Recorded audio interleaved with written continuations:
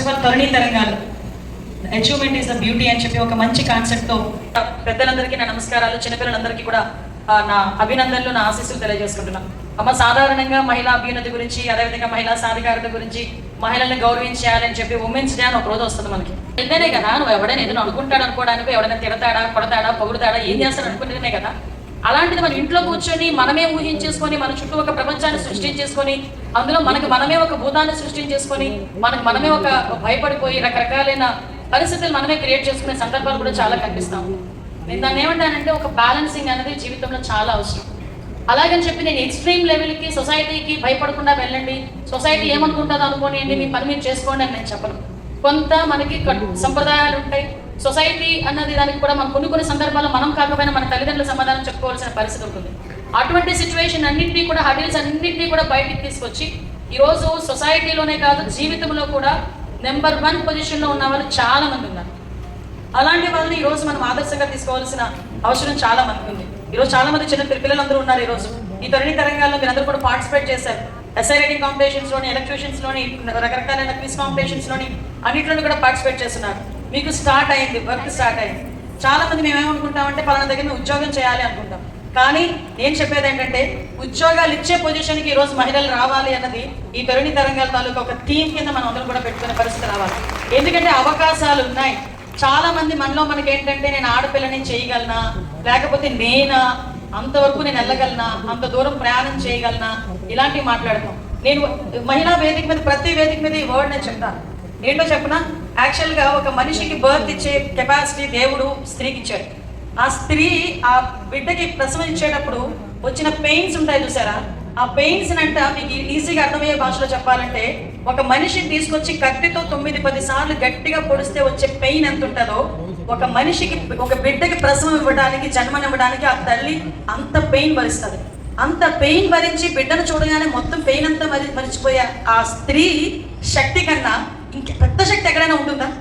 ఆ స్త్రీ చేసేదానికన్నా అంతకన్నా పెద్దది ఏమైనా ఉంటుందా? ఒక్కసారి థింక్ చేయండి.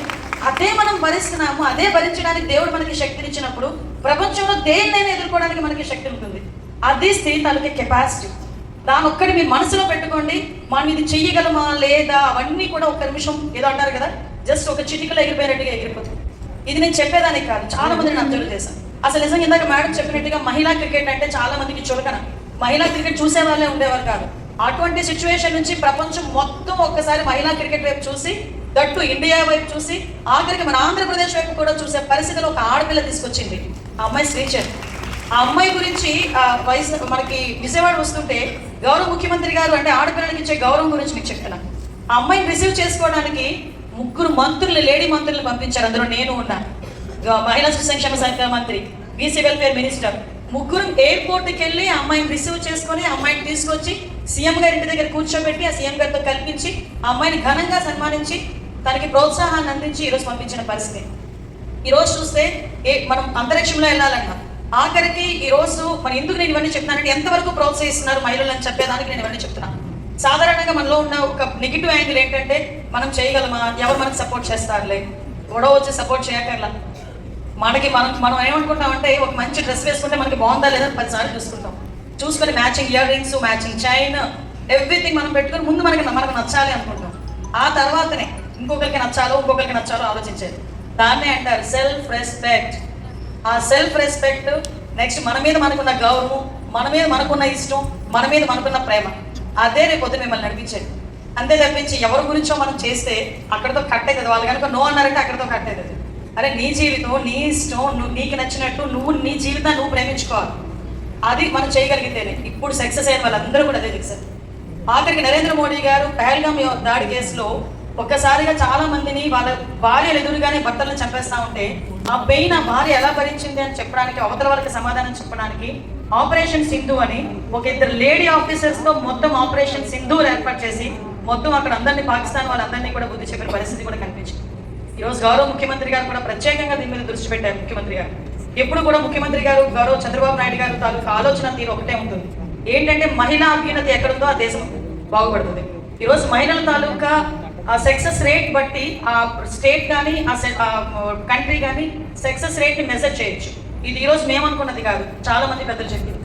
దాన్ని బేస్ చేసుకుని ఫ్రీ బస్ ఏర్పాటు చేస్తే చాలా మంది మొదట్లో ఏమన్నారు అంటే ఇంకేముంది ఆడవాళ్ళు ఎవరు ఇంట్లో ఉండరు అన్నారు, జోకులు వేసుకున్నారు, విపరీతంగా మీమ్స్ వచ్చినాయి, ఏమీ పట్టించుకోలేదు. ఈ రోజు పరిస్థితి ఎలా ఉందంటే ఈ రోజు ఒంట్లో బాగోకపోతే భర్త వస్తాడు తీసుకెళ్తాడు, లేకపోతే ఆటో మీద వెళ్ళాలి, నేను ఒక్కదానే వెళ్ళాలి, దానికి కూడా డబ్బులు అయిపోతాయేమో అని చెప్పి ఇంట్లో అమ్మ మీ కొట్టుకెళ్ళి ఒక బిల్ల తీసుకొచ్చారా అని అడిగింది. కానీ ఈ రోజు ఆ తల్లి అలా ఇంట్లో ఉండి తన ఆరోగ్యాన్ని పాడు చేసుకోకర్లేదు, తనకి నియర్ బై ఉన్న ఒక హాస్పిటల్కి హ్యాపీగా ఫ్రీ బస్సులో వెళ్ళి తీసుకుని వచ్చే పరిస్థితి.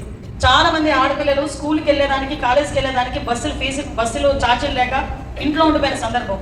చాలా మంది ఉద్యోగాలు చేసుకోవాలంటే 15,000 రూపాయలు ఉద్యోగం నెల జీతం వస్తే 3,000 రూపాయలు నాకు బస్కి అవుతాయి కాబట్టి నేను వెళ్ళలేను అనుకున్న పరిస్థితి నుంచి ఈరోజు ఆ 3,000 రూపాయలు నాకు కనుక మిగిలితే నేను ఏదో ఒక రకంగా నా బిడ్డకి ఏదో రకంగా చేసుకుంటానని చెప్పే పరిస్థితి.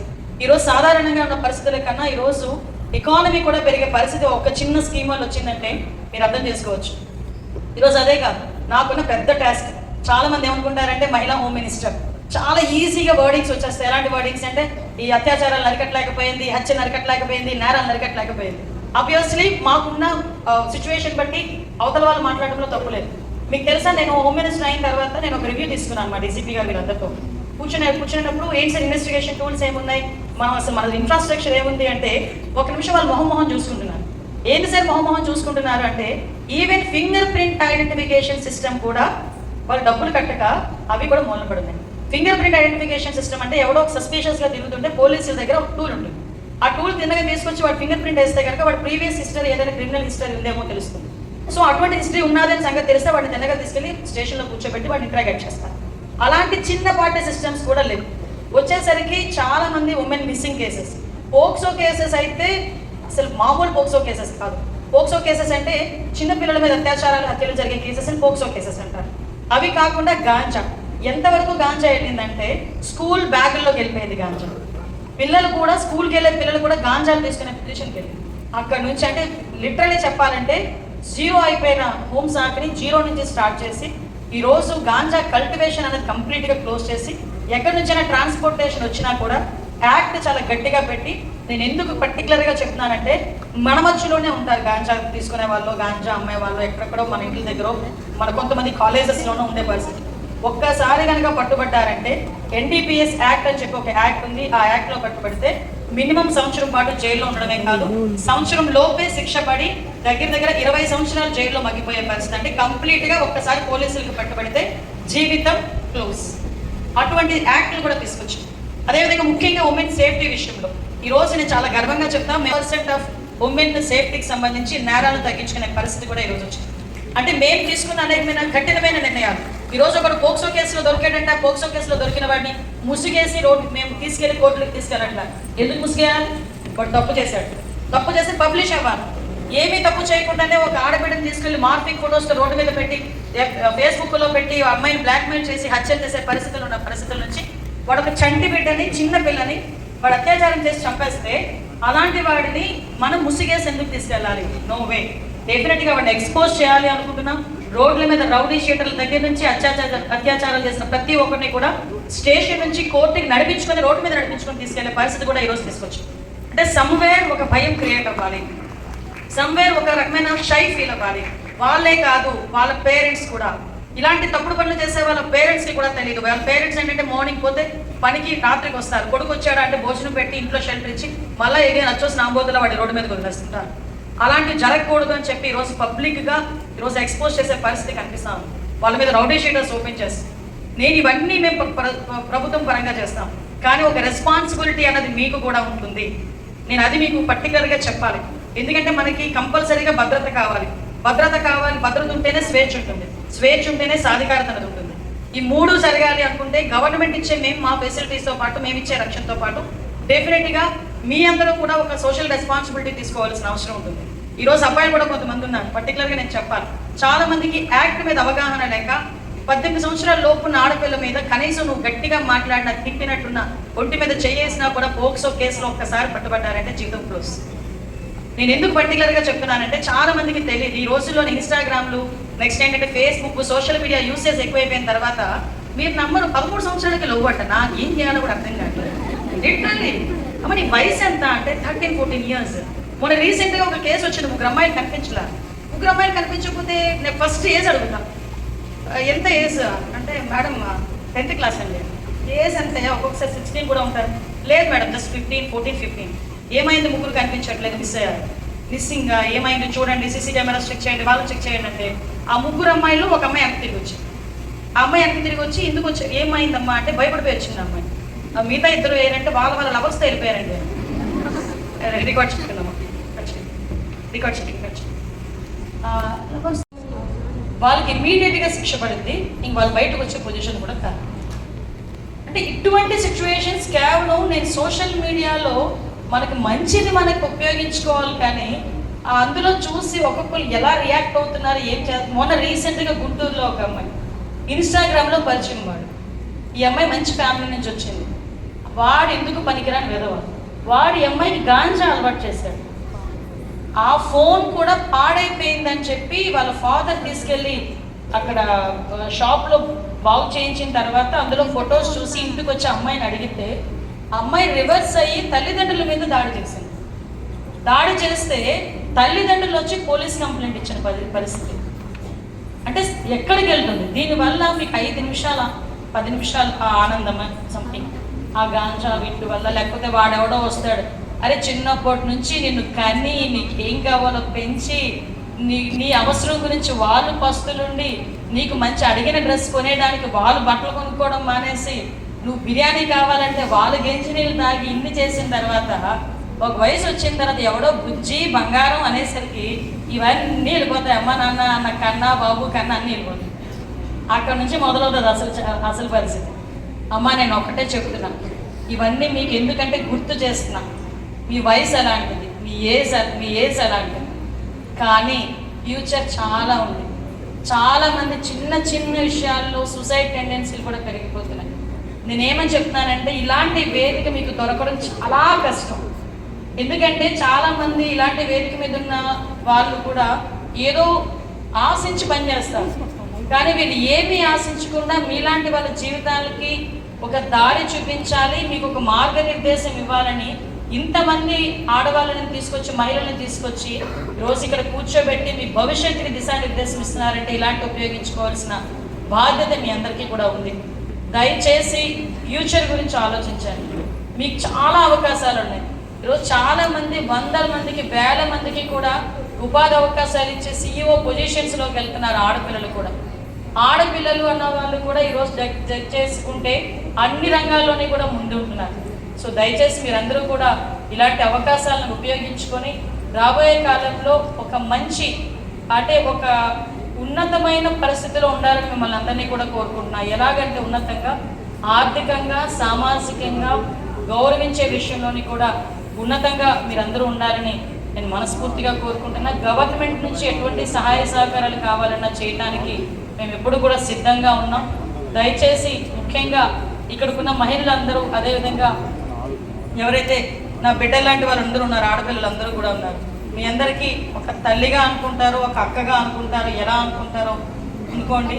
కానీ ఇప్పటి నుంచి ఒక టార్గెట్ పెట్టుకొని ఆ టార్గెట్కి దిశగా ఎన్ని హడిల్స్ వచ్చినా ముందుకెళ్ళే పరిస్థితి మీకు రావాలని మనస్ఫూర్తిగా మిమ్మల్ని అందరినీ ఆశీర్వదిస్తూ ఇంకొక విషయం చెప్పి నేను ముగిస్తా.